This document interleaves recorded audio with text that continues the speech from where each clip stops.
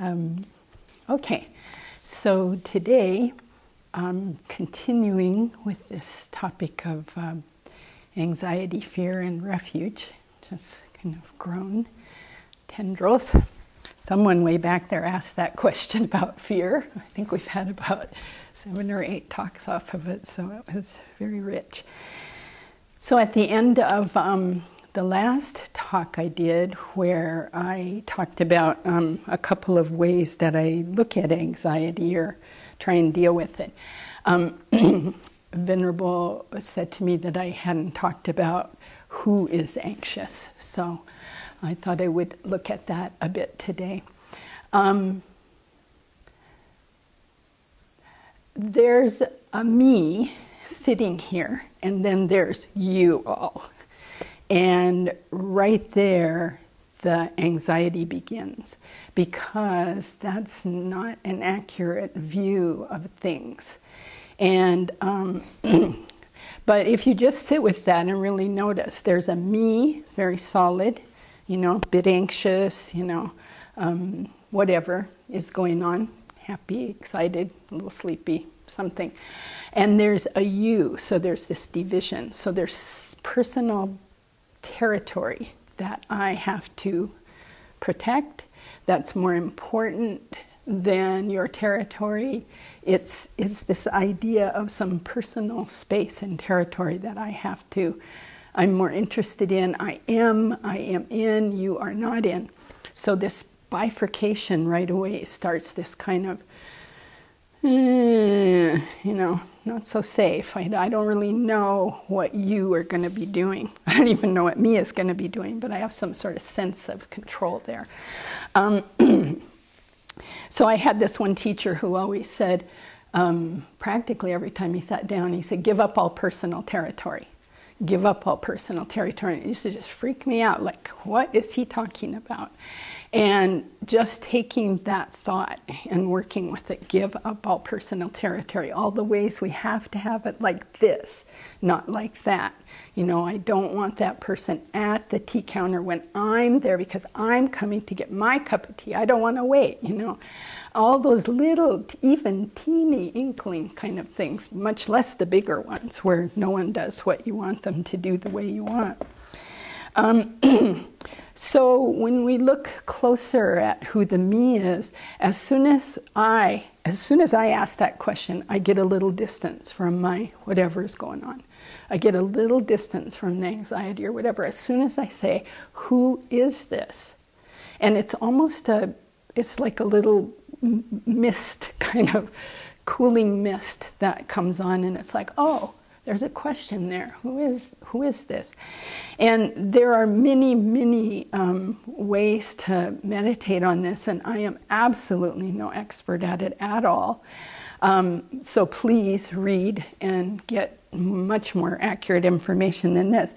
But I'll say a few things. Even in Western science, nothing to do with Buddhism, they will tell you there is not the body there that we think is. It is just not. I mean, the theories have gone way beyond atom theory. We still talk about that, cells and atoms. But the scientists in the West now, they're looking at string theory and energy, and they're seeing there's no there once you go into the cells of the body. There's no there. Now they're looking for the God particle. They're trying to find the there that Buddhism will tell us is not there. All you have to do is do these exercises over and over, looking for me, looking for the Kathleen, looking for the put your name in, and just sit and quietly look over and over. Now the trick to it seems to be, the little bit I've learned, is you have to get a grasp on what you're looking for, and it slips away constantly. Like I'll start and say, okay, I'm looking for Kathleen, I'm looking for me. Okay, I've got that me. Now I'm going to start looking. And you look out there. Well, no, it's not out there, obviously. It's not out there. It's around here somewhere, close in, maybe inside. Okay, let's look in the body. There's no room inside the body for this Kathleen. The Kathleen, now you have to stop and get that Kathleen again, because she's already started changing a little. You have to stop and get her again. Oh, the way I see Kathleen. Oh yeah, okay, there, I got it. Is she inside this body? No, it's just blood, guts, bones, you know, fluids, all kinds of organs. She's not in there. That's pretty shocking right there.